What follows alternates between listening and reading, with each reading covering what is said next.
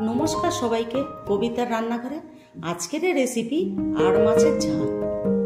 মাংসের মতন করে আড় মাছের ঝাল আপনারা এরকম করে খেয়ে দেখতে পারেন, খুবই ভালো লাগবে। চলুন তাহলে দেখে নিন রেসিপিটি। এখানে আমি 400 গ্রাম আড় মাছ নিয়েছি। এতে আমি একটু লবণ দিয়ে দিচ্ছি, হলুদ দিচ্ছি, দিয়ে আমি ভালো করে একটু মাখিয়ে নেব। মাখিয়ে আমি 2 মিনিটের মতন চাপা দিয়ে রেখে দেবো। 2 মিনিট আমার হয়ে গেছে। এবার আমি সাইডে একটা কড়াতে তেল বসিয়েছিলাম, মাছগুলো এবার সেই তেলে দিয়ে দিচ্ছি।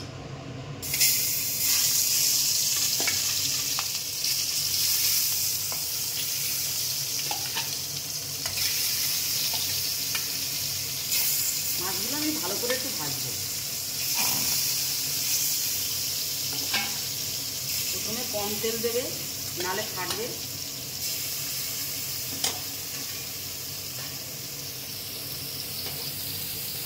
মাছগুলো আমার ভাজা হয়ে গেছে, এবার আমি তুলে নিচ্ছি।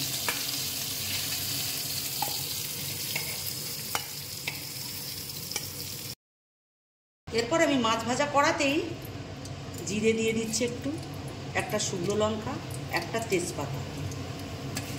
এটা আমি একটু ভেজে নেব। এটা আমার ভাজা হয়ে গেছে। এবারে আমি এখানে 2টো পেঁয়াজ আর একটা টমেটো পেস্ট করে রেখেছিলাম, সেইটা আমি দিয়ে দিচ্ছি। দিয়ে এতে সামান্য লবণ দিচ্ছি। আর এখানে আমি আদা রসুনের পেস্ট 1 চামচ দিয়ে দিলাম। দিয়ে এটাকে আমি ভালো করে ভাজা করব।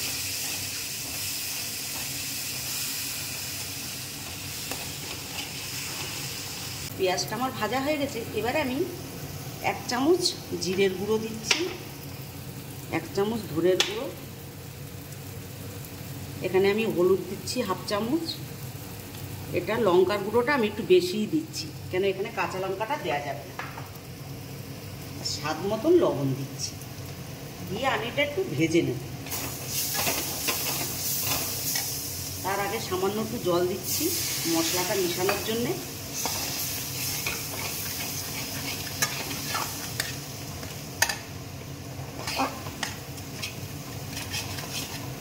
এটা একটু ভাজা হবে। মশলাটা আমার ভাজা হয়ে গেছে। মশলা দিয়ে আমার তেলও ছেড়ে দিয়েছে। এরপর আমি জল দিয়ে দেবো।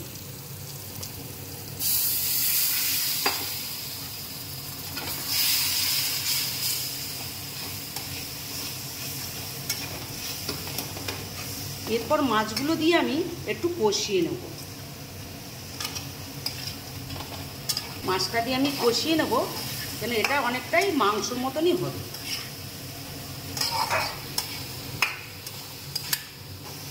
কষা খেতে খুবই ভালো লাগে, কিন্তু আমি এখানে একটু জল দেব। দিয়ে লো ফ্লেমেই এটা আমার হবে।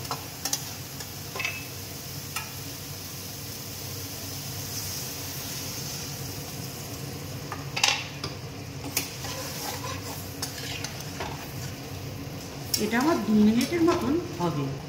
এটা আমি চাপা দিয়ে দিচ্ছি। এটা 2 মিনিট হয়ে গেছে। রেসিপিটি আমার কমপ্লিট হয়ে গেছে। এবারে আমি এর উপরে ধনেপাতা দিয়ে দিচ্ছি।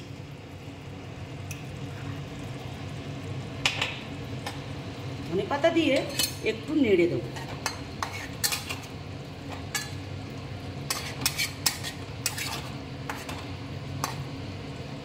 এরপরে একটু গরম মশলা দিচ্ছি, দিয়ে আমি নামিয়ে ফেলি। ধনেপাতাটা এরকমই থাকবে। এবার আমি নামিয়ে নিচ্ছি। মাছটা খুব নরম, তো আস্তে করে তুলতে হবে, নালে ভেঙে যাবে।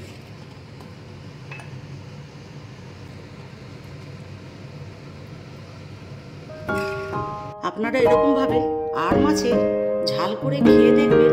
ভালো লাগলে অবশ্যই আমার চ্যানেলটিকে লাইক, শেয়ার, সাবস্ক্রাইব করুন।